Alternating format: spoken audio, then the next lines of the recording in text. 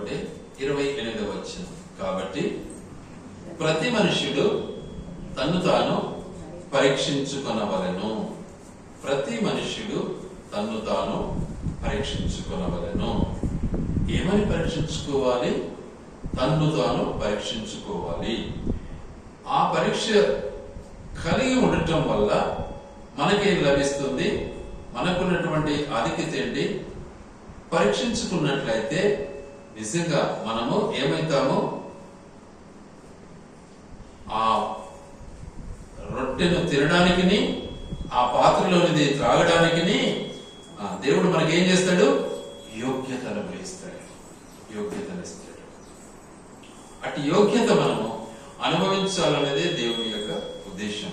అటు యోగ్యతను మనం పొందులాగున దేవుడు మనతో మాట్లాడుతున్నటువంటి మన మాట ఏంటంటే, మన పితరులందరూ మేఘము క్రింద ఉండిరి, వారందరూ ఏమైపోయినారు? సముద్రములో మునిగిపోయినారా? సముద్రములో ఏమైపోయినారు? మునిగిపోయినారు. ఎంత చదువుతున్నామా? మనం ఇక్కడ ధ్యానం ఉందే? మన ధ్యానం ఇక్కడ ఉందే? వాక్యంలో ఉన్నామా? ఏమైపోయినారు? ఉన్నామా ఇక్కడ? సముద్రంలో మునిగిపోయినారా? ఏమైనారు?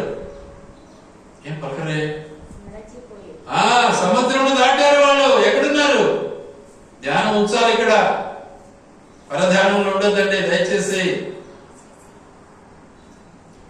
నడిచిపోయినారు, సముద్రాన్ని దాటారు, సముద్రంలో నడిచిపోయారు. మన దేవుడు సముద్రం పైన నడిచాడు, మన దేవుడు మనల్ని సముద్రంలో నడిపించాడు. ఎంత తేడా చూడండి. మన దేవుడు సముద్రం పైన నడిచాడు, మన దేవుడు మనల్ని సముద్రం లోపల నడిపించాడు. ఎంత అయోమయం, ఎంత గొప్ప విషయం. ఆ సముద్రంలో ఇప్పుడు మనం నడుస్తున్నాం. ఆ చీకటి సముద్రంలో, ఆ లోకమనే సముద్రంలో మనం నడుస్తూ ఉన్నాం. ఆ పాపం అనే సముద్రంలో మనం నడుస్తున్నాం. అయితే పాపము మనల్ని సోకకుండానట్లు, సముద్రపు నీరు మనల్ని తాకకుండానట్లు మన యొక్క జీవిత విధానాన్ని మనం అలవర్చుకోవాలి అన్నది దేవుని యొక్క ఉద్దేశం. ఎక్కడైతే ఇజ్రాయేలీలు సముద్రంలో నడిచారో సముద్రపు నీరు వారిని ముట్టలే, అంటుకోలే, ఆరిన నేల నడిచారు. ఈరోజు లోకమనే సముద్రంలో మనం నడుస్తున్నాము అంటే ఎలా నడుస్తున్నాం? లోకముతో అంటుకట్టుబడి నడుస్తూ ఉన్నామా? ఆరిన నేలను నడుస్తూ ఉన్నామా? సముద్రపు నీరుతో కలిసిమెలిసి నడుస్తూ ఉన్నామా? మనల్ని మనం ఒకసారి పరిశీలించుకోవాలి. దీన్ని ఆలోచించడంలే మానవుడు. ఆ రోజు నిజంగా దేవుని యొక్క ఉద్దేశం మేరకు దేవుడు ఇష్టపడినటువంటి వాడుగా సముద్రాన్ని పాయలు చేశాడు. మేఘములో బాప్తిసం ఇచ్చాడు దేవుడు. సముద్రాన్ని పాయలు చేశాడు, మేఘంలో బాప్తిసం ఇచ్చాడు. మన పితరులు మేఘము క్రింద ఉండేది. మన పితరులు ఎక్కడున్నారు? మేఘము క్రింద, మేఘములో బాప్తిసం పొందారు, సముద్రంలో నడిచారు. లోకంలో మనం నడుస్తున్నాము. ఆ మేఘాల క్రింద మనం ఏం కావాలి? పరిశుద్ధమే కావాలి. దేవుని యొక్క ఉద్దేశం ఇది. నీళ్ళలో మునిగినాం, తేలినాం అంటే సరిపోదు కదా. నడుస్తున్నావా? నీళ్లు తాగలేదా? నిన్ను లోకం ముట్టుకోలేదా? పరిశుద్ధంగా ఉన్నావా? పరిశుద్ధాత్మ దేవుడు మేఘం ద్వారా నిన్నేం చేస్తున్నాడు? బాప్తిసం ఇస్తున్నాడు. మన జీవితాల్లో సరి చేసుకోవాలి. నడిపించడానికి దేవుడు దైవజనులను ఎన్నుకున్నాడు, మోషేని ఎన్నుకున్నాడు, దైవజనులను ఎన్నుకున్నాడు. కాబట్టి మేఘములోను సముద్రములోను బాప్తిసము పొందారు. సో మన పరిస్థితి ఏంటి? మనం ఆ రీతిగా అలాంటి బాప్తిస్మాన్ని మనం కలిగి ఉన్నామా? కాబట్టి తను తాను ఏం చేసుకోవాలి? పరీక్షించుకోవాలి. అలాంటి బాప్తిస్మాన్ని మనం ఉన్నామా పరీక్షించుకోవాలి. ఇహలోకానుసారమైనటువంటి పరిస్థితులకు మనము లొంగిపోయినటువంటి వారమై ఐగుప్తు జీవితాన్ని మనం జ్ఞాపకం చేసుకుంటూ ఉంటాం. అవునా కాదా? ఒకసారి ఆలోచించండి. ఏమంటున్నాడు ఇక్కడ చూడండి దయచేసి. ఐగుప్తు జీవితం ఎలా ఉంటుందో మనుషులలో. సంఖ్యాకాండము 11వ అధ్యాయం. సంఖ్యాకాండము 11వ అధ్యాయం 5వ వచనం.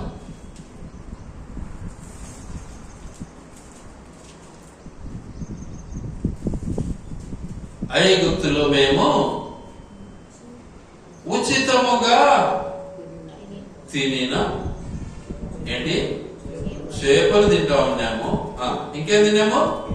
కీరకాయలు తింటా ఉన్నాము, దోసకాయలు తింటా ఉన్నాము, కూరాకులు తింటూ ఉన్నాము, ఉల్లిపాయలు తింటూ ఉన్నాము, తెల్లగడ్డలు తింటూ ఉన్నాము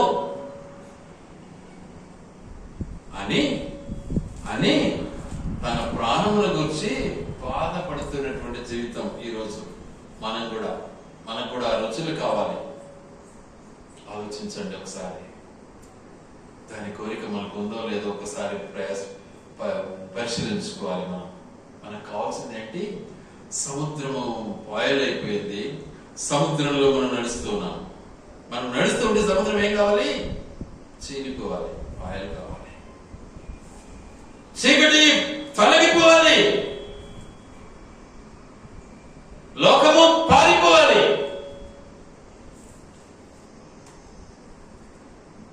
దేవుని బిడ్డల యొక్క నడకాలి, ఆయన నేలను నడవాలి.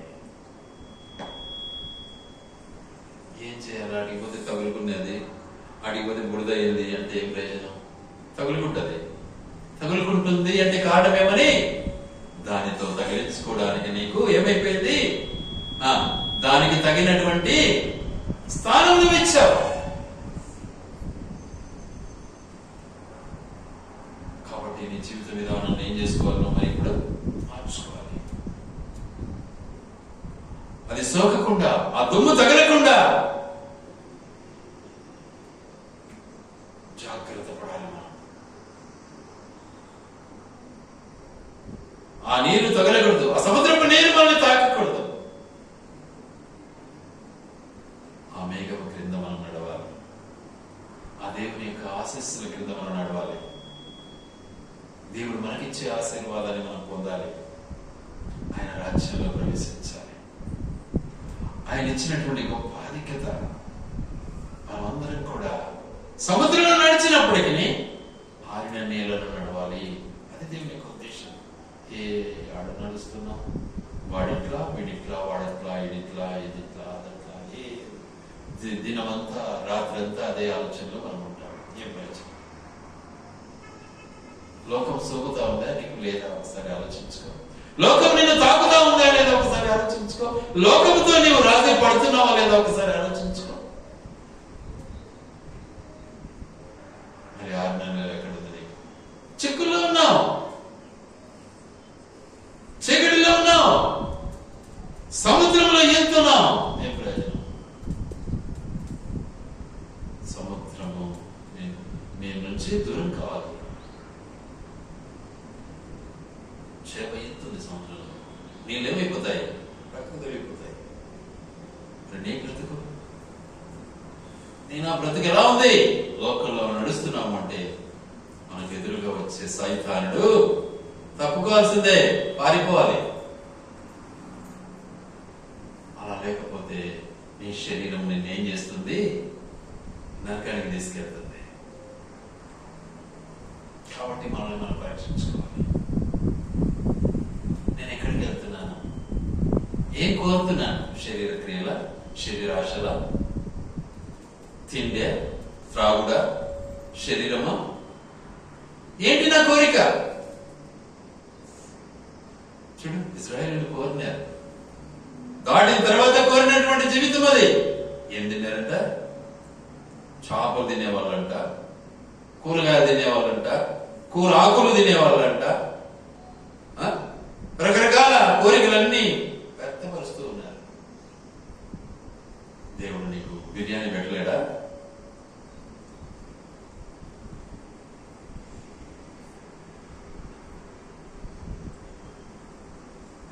రాజకీయ నాయకులు చెప్పినట్టు పలావ్ పెట్టామని బిర్యానీకి ఎగబడినారు, ఇప్పుడు బిర్యానీ తింటున్నారు అన్నట్టుంది కథ. కాబట్టి మన బ్రతుకులను మనం పరీక్షించుకొని దేవుని వైపు చూడాలి. అది దేవుని యొక్క ఉద్దేశం. మనల్ని నడిపిస్తాడు మన దేవుడు. గొర్రెలను కురిపించాడు మన దేవుడు. మన్నను కురిపించాడు మన దేవుడు. కొరత లేకుండా చేయడానికి ఇష్టపడుతున్నాడు మన దేవుడు. ఈరోజు ఆకలి బాధలతో కేకలేస్తున్నారు ప్రజలు. విజయవాడ వెళ్ళి చూడండి ఎలా ఉంటుంది పరిస్థితి.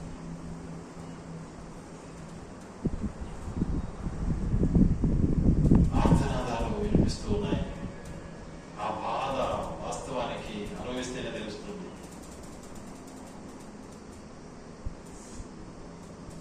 చూస్తుండగానే నీళ్ళు గప్పని మునిగిపోయారు. ఫినిష్. పాపం కొడుకు నీళ్లు కావాలని కిందకి దిగాడు, కిందనే మునిగిపోయాడు, పైకి వెళ్ళిపోయాడు. ఒక పాస్టర్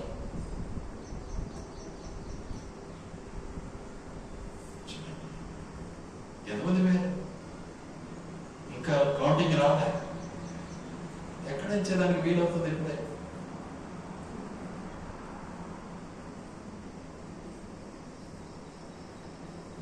రాజకీయ నాయకులు ఒకరి మీద ఒకరు సాడీలు జరిపడమే సరిపోయింది. ప్రజలను కాపాడదామనే మనస్తత్వం రాజకీయ నాయకుల్లో లేదు. ఏమి మాత్రమే మేము నాయకులము చెప్పుకోవడానికి, ఫోటో తీసుకోవడానికి, చూపించడానికి, సహాయం చేసేదానికి ఈరోజు ఎన్నో సంఘాలు ముందుకెళ్ళాయి. ఎన్నో సంఘాలు స్వచ్ఛందంగా 1000 మందికి 2000 మందికి భోజనాలు తయారు చేసి పొట్లాలు కట్టి డాక్టర్లతో తీసుకెళ్తున్నారు. అలాంటి సేవలో మనం ఎందుండకపోతే బాధ నాకు. కనీసం వాళ్ళ కోసం నీకన్నిటి ప్రార్థన అయినా ఉందా? ఆ వేదనను నిన్ను భరించుకుంటున్నావు. ఒకసారి ఆలోచించు. యేసుక్రీస్తు ప్రభు నిజంగా నీ కొరకు ఎంత శ్రమ పడ్డాడు. నిన్ను సముద్రము ముంచకుండా చేయాలని సముద్రాన్ని పాయలు చేశాడే. నిన్ను నడిపించాలని ఇష్టపడ్డాడే. ఆయన సముద్రం పైన నడిచిన వాడైంది, నిన్ను సముద్రంలో నడిపించడానికి ఇష్టపడ్డాడు. కాబట్టి మన యొక్క జీవిత విధానాన్ని ఒకసారి మనం పరిశీలించుకుంటే మన దేవుడు ఎంత గొప్పవాడు. ఎన్ని గొప్ప కార్యాలు మన పట్ల చేయడానికి ఇష్టపడ్డాడు, ఎన్ని చేస్తూ ఉన్నాడు. ఎలా మర్చిపోతాం మనం?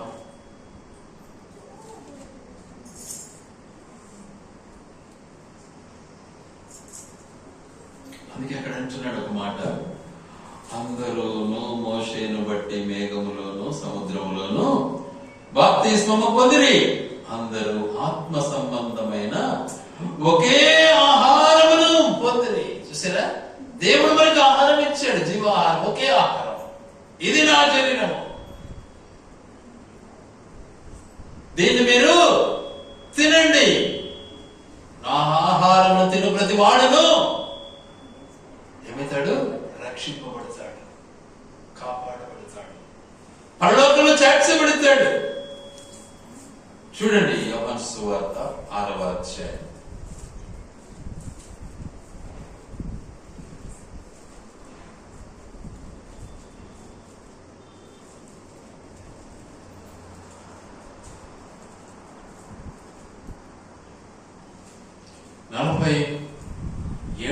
ఏడవ వచనం చదువుకున్నాం, కలిసి ఉన్నాయి.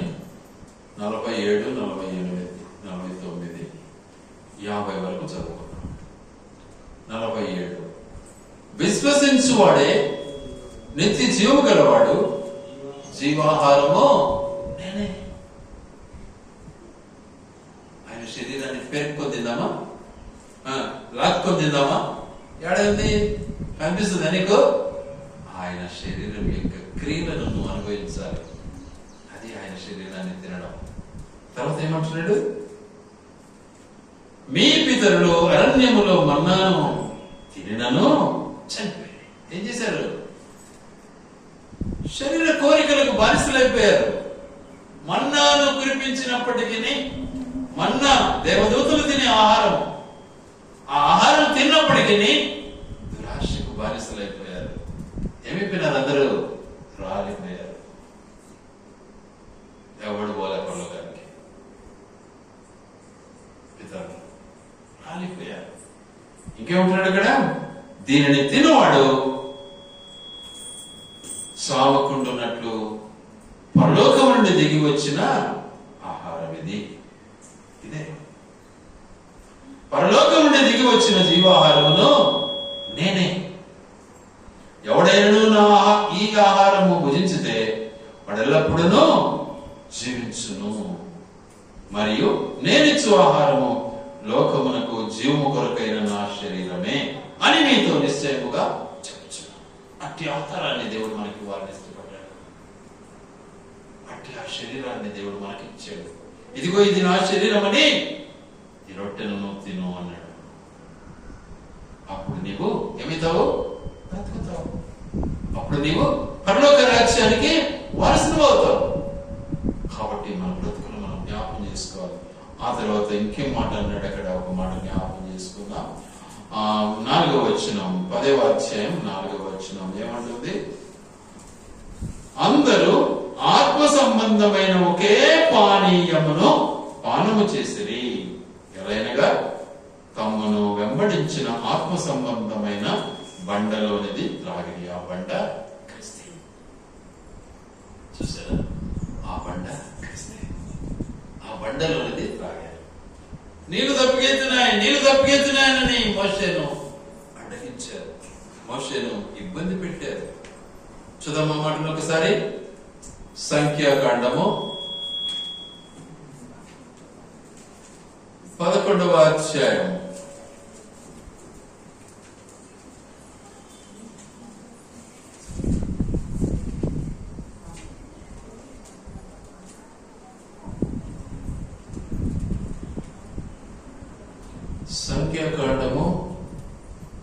11వ అధ్యాయం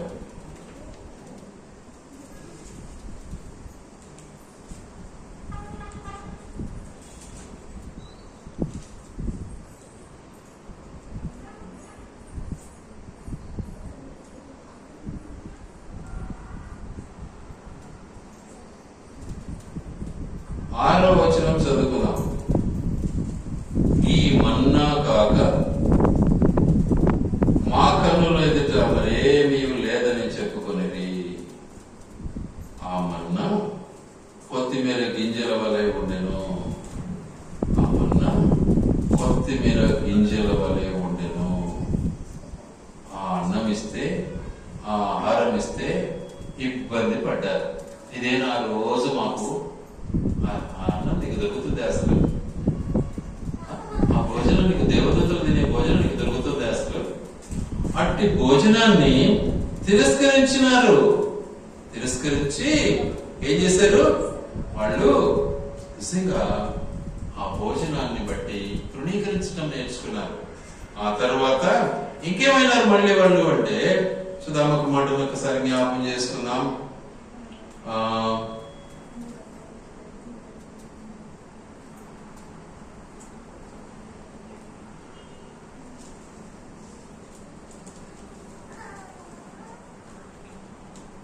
అక్కడ ఒక మాట ఉంది. ఏమన్నాడంటే, అందరూ ఆత్మ సంబంధమైన ఒక పానీయమును పానము చేసిరి. ఆత్మ సంబంధమైన పానము. దేవుడు నిజంగా తన యొక్క పరిశుద్ధమైనటువంటి రక్తాన్ని చిందించి ఏం చేశాడు? ఇక్కడ అన్నాడు అన్నమాట. ఏమంటాడంటే 11 కొరింథీ 11 మొదటి కొరింథీ 11వ అధ్యాయంలో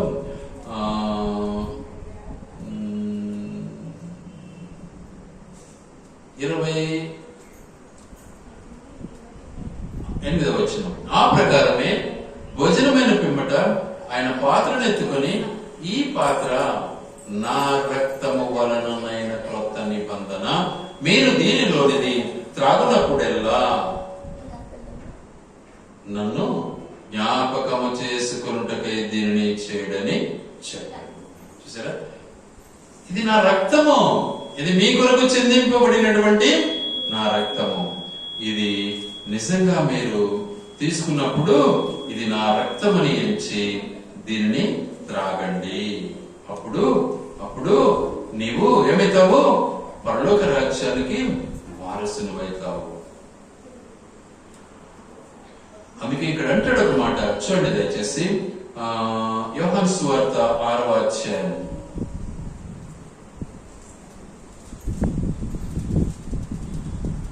54వ వచనం.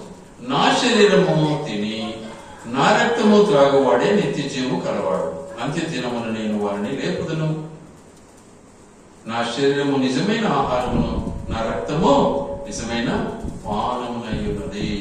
నా శరీరము తిని నా రక్తము త్రాగువాడు నా యందును, నేను వాని యందును నిలిచియుందును. ఇది వాస్తవం.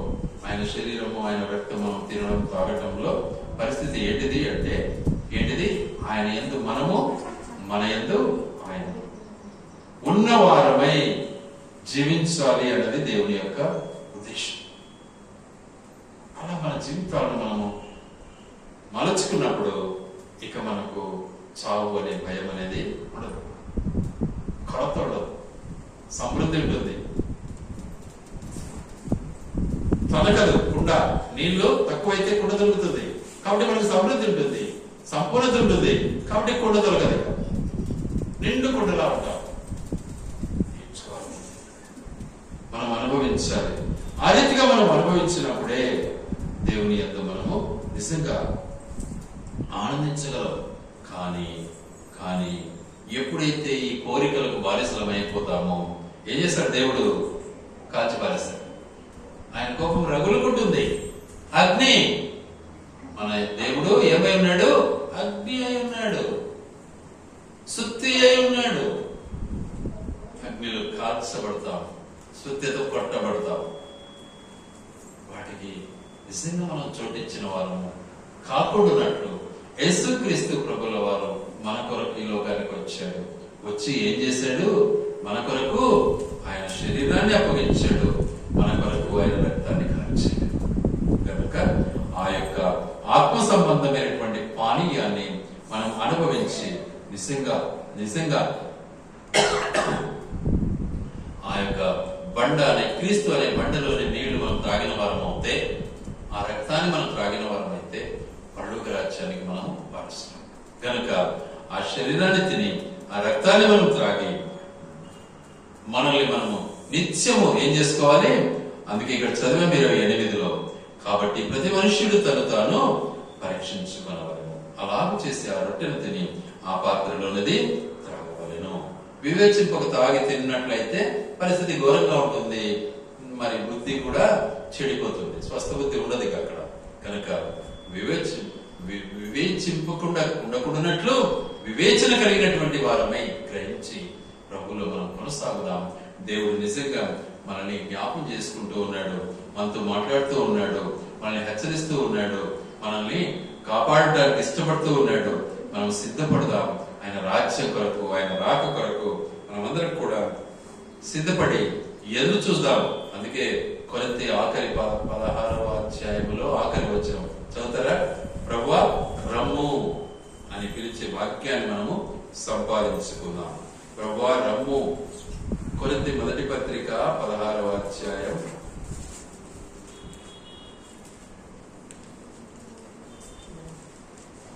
8వ వచనం ఏమంటాడు? ఎవడైనను ప్రభువును ప్రేమింపకుంటే వాడు శపింపబడును గాక.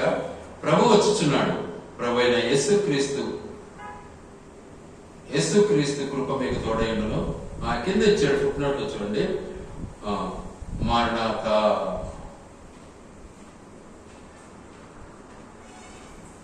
మారణాతా అంటే ప్రభు వచ్చుచున్నాడు, ప్రభు వచ్చినాడు, ప్రభువా రమ్ము. ఇక్కడ ఒక మాట ఉంది, ప్రభువు వచ్చుచున్నాడు అనే పదానికి అర్థం ఇచ్చాడు అక్కడ. మారణాతా. చాలా మంది ఇప్పుడు అక్కడ పోతారు శాలకు, అక్కడ పోయే వాళ్ళు ఏమంటారు? ఒకరినొకరు చూసుకొని మారణాతా అంటుంటారు. అంటే ప్రభు వచ్చినాడని, ప్రభు వచ్చుచున్నాడని జ్ఞాపకం చేసుకోవడం అన్నమాట. మనమేమంటాం? ప్రైజ్ ది లార్డ్ అంటాం. ప్రైజ్ ది లార్డ్ అంటే దేవునికి స్తోత్రములు అని అర్థం. ఒకరినొకరు ఏం చేసుకుంటాము? దేవుని జ్ఞాపకం చేసుకుంటాం. దేవునికి స్తోత్రం. స్వచ్ఛమైన భాష అంటే దేవునికి స్తోత్రం. అదే ఇంగ్లీష్లో ఏమంటున్నారు? Praise the lord, praise the lord. అంతే. తెలుసు తెలియక కొందరు ఏదో దాన్ని తప్పలబడుతుంటారు. తప్పలబడిన ఏం లేదు అక్కడ. నమస్కారం అనే అదే, కానీ దేవునికి నమస్కారం అంటున్నాం అంతే. తేడా. హిందువులు అంటారు కదా, మీకు తెలీదా? ఏమంటారు హిందువులు? జయరామ్జీ అంటారు. మరి మనం యేసుప్రభు జై అనకూడదా? మరి ఇంకా చెప్పాలి అంటే నాటికి వెళ్తే జై మస్సీ అంటారు. జై మస్సీ. జై మస్సీ అంటే క్రీస్తుకు జయము అని అర్థం. క్రీస్తుకు జయం. కాబట్టి మన బ్రతుకులను మనం సరి చేసుకుందాం, మనం సిద్ధపడదాం, ఆయన బలలో మనము ప్రవేశిద్దాం. దేవుడి మాటలు ఆయన వెనుకల్లో దీవించి ఆశీర్వదించునుగాక.